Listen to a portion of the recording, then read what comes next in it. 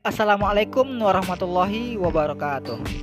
Sebelumnya perkenalkan saya Jatri Prananda dengan NIM 2302023 dari Prodi PJKR semester 3. Pada kesempatan kali ini saya akan menyampaikan materi tentang bimbingan konseling dalam proses perkuliahan dari mata kuliah bimbingan konseling.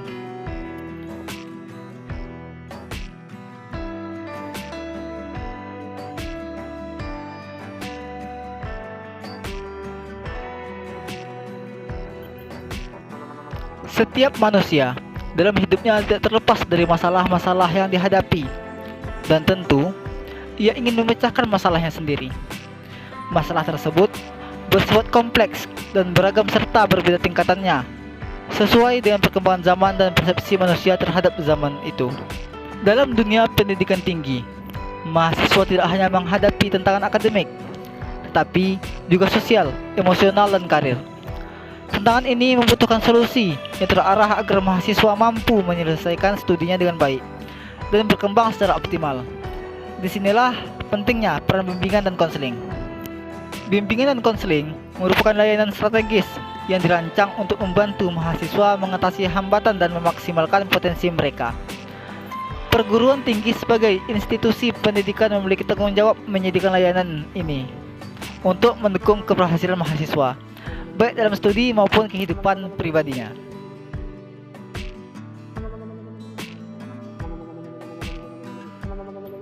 Materi pertama yaitu tentang konsep bimbingan dan konseling dalam proses perkuliahan.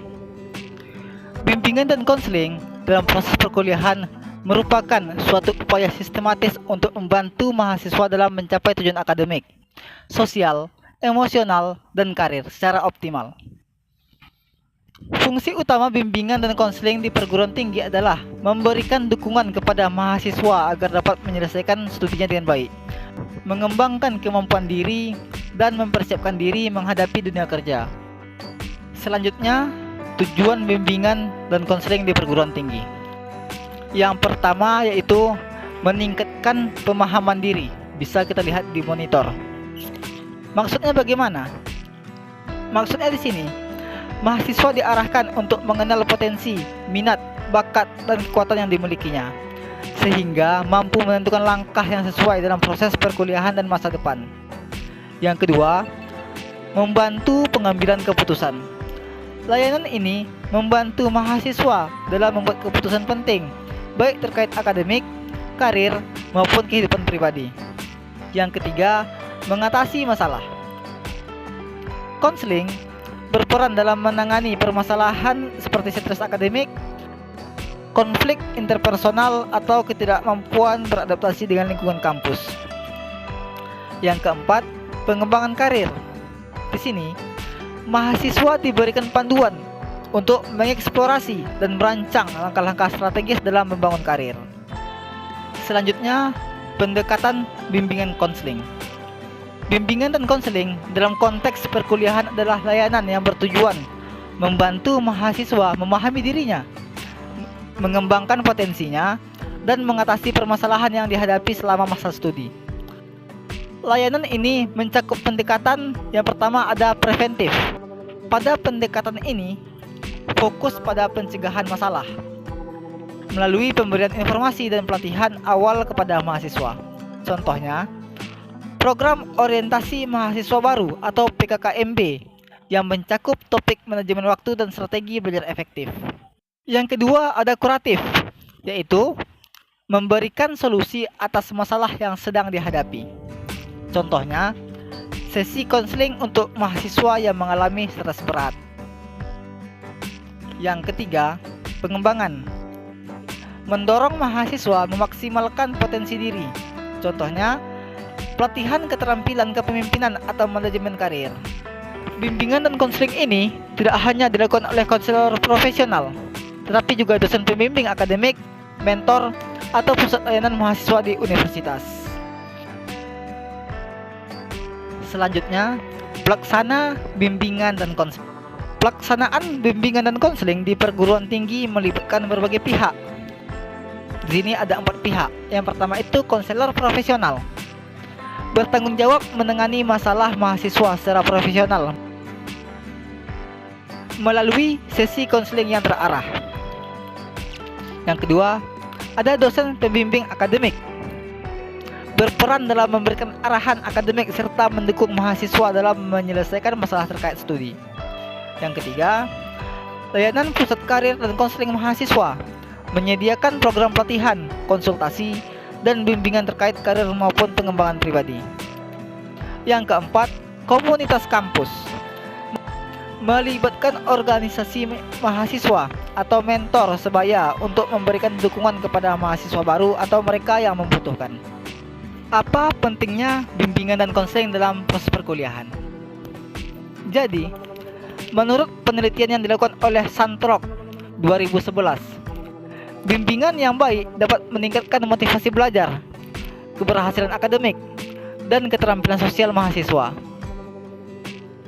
Selain itu, studi dari Prayitno 2009 menunjukkan bahwa mahasiswa yang mendapatkan layanan konseling memiliki kemampuan adaptasi yang lebih baik terhadap tekanan akademik.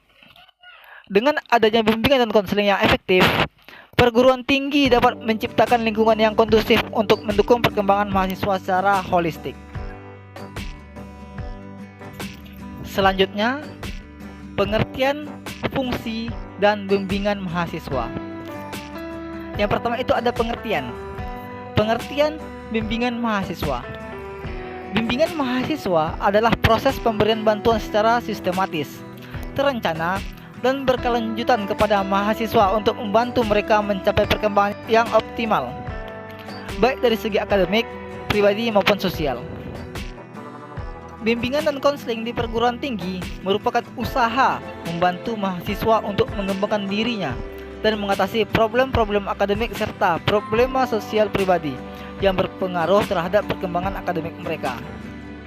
Dalam bimbingan dan konseling di perguruan tinggi diperlukan asas-asas yang diperhatikan. Asas itu antara lain, yang pertama, asas perbedaan individual, artinya usia, pribadi, sikap, kebutuhan, kecerdasan, tingkat kematangan psikis di antara mahasiswa adalah sangat beragam. Yang kedua, asas masalah dan dorongan dalam menyelesaikan masalah. Yang ketiga, asas kebutuhan, artinya spesifik, lain dibanding semasa sekolah sebelumnya ataupun setelah mahasiswa lain dibanding kelompok seusia yang bukan mahasiswa. Yang keempat, ada asas keinginan menjadi dirinya sendiri, artinya mereka ingin menjadi pribadi yang bulat yang lain dari orang lain, sementara mereka menyerap berbagai nilai, pola tingkah laku dari orang yang dikaguminya.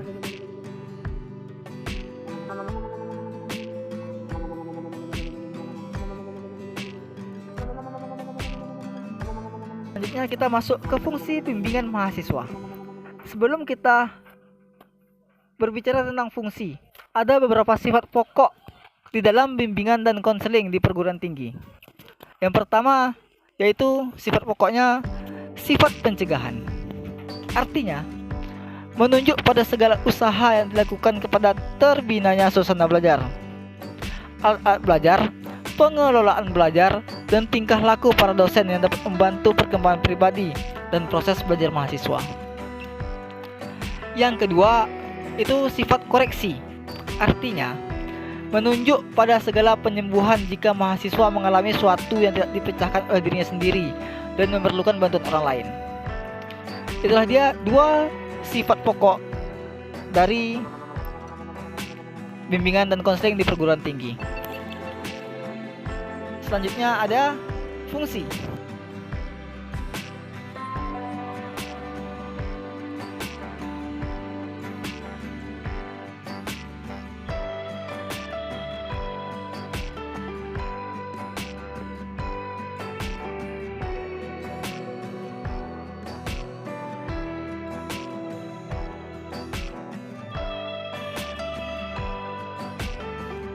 Fungsi bimbingan konseling dalam perguruan tinggi ada 4.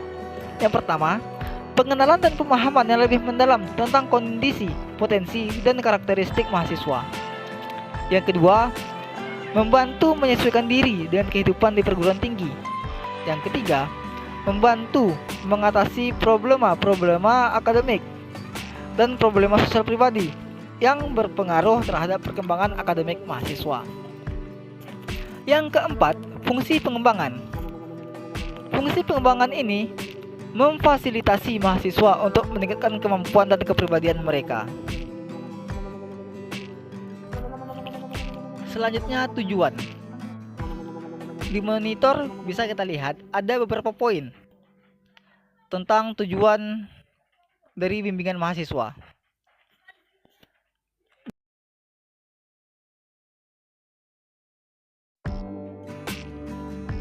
Dengan diberikannya layanan bimbingan dan konseling, mahasiswa diharapkan mampu dalam hal-hal yang berada di bawah ini. Yang pertama itu mampu memilih program studi atau konsentrasi ataupun pilihan mata kuliah yang sesuai dengan bakat, minat, dan cita-cita mereka.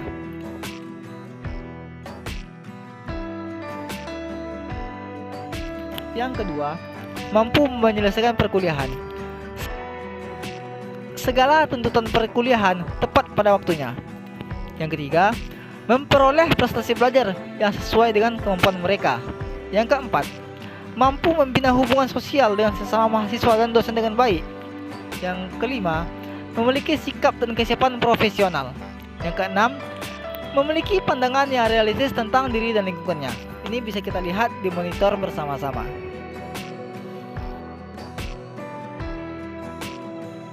Jadi, secara umum, tujuan bimbingan dan konseling di perguruan tinggi adalah membantu mahasiswa untuk mengiringi proses perkembangannya melewati masa-masa perguruan tinggi, sehingga terhindar dari kesulitan dan dapat mengatasi kesulitan, membuat penyesuaian yang baik, dan membuat arah diri sampai mencapai perkembangan optimal. Dalam suatu brosur, pedoman bimbingan mahasiswa dari Dr. Randus Rosida, MA, menulis tujuan khusus bimbingan dan konseling. Ada 5 poin tujuan khusus tersebut. Yang pertama, membantu mahasiswa mewujudkan potensinya secara optimal baik untuk kepentingan dirinya maupun masyarakat.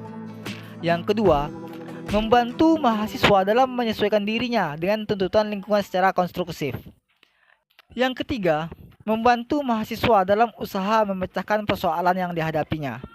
Yang keempat, membantu mahasiswa dalam mengambil keputusan dalam berbagai pilihan. Yang kelima, membantu mahasiswa dalam memutuskan rencana belajar, karir, dan rencana hidup lainnya.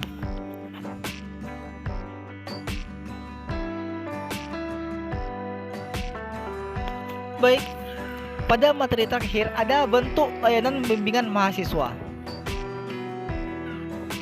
Bimbingan mahasiswa terbagi menjadi beberapa jenis layanan. Yang pertama ada bimbingan akademik.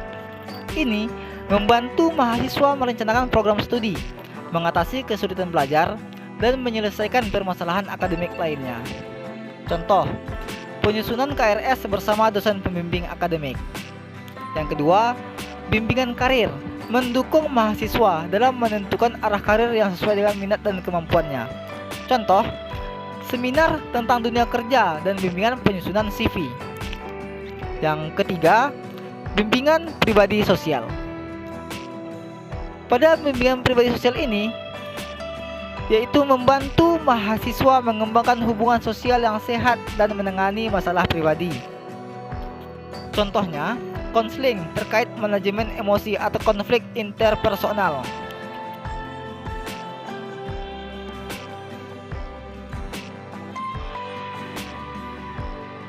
Yang keempat atau yang terakhir, yaitu bimbingan kesehatan mental.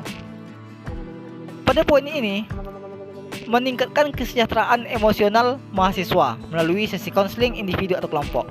Contoh, program kampus untuk mencegah depresi dan kecemasan.